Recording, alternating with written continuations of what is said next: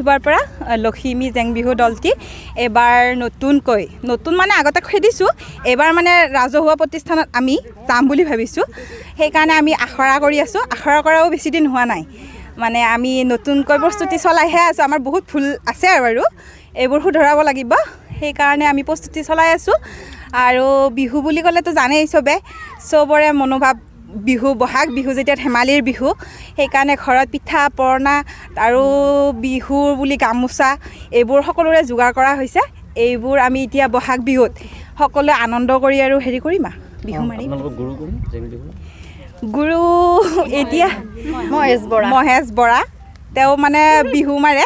আমাৰ গাঁৱৰে ডেকা ল'ৰা হয় তেওঁৰ পৰা আমি অলপ শিকিছোঁ আৰু ৰঙালী বিহু বুলি ক'লে কেনে লাগে আপোনালোকৰ মনবিলাক ৰঙালী বিহু বুলি ক'লে মনটো ভালেই লাগে সেনেকুৱা আৰু মহেশ বৰা তেওঁৰ সহযোগত আমি শিকিছোঁ তেনেকুৱা আৰু কেনে আয়োজন কৰিছে বিহুৰ তাঁতশালত কাপোৰ আছে পিঠা পনা আমি এতিয়া প্ৰস্তুত কৰি উলিয়াম তেনেকুৱা বিহুৱান পাইছে নে নাই লগাইছোঁ কাক দিয়া হ'ব বিহুৱান জ্যেষ্ঠজনক দিয়া হ'ব আৰু বেলেগ চেৰেক দিয়া নহয় নেকি আহিলে দিম আৰু নিশ্চয় আহিলে দিব কেনে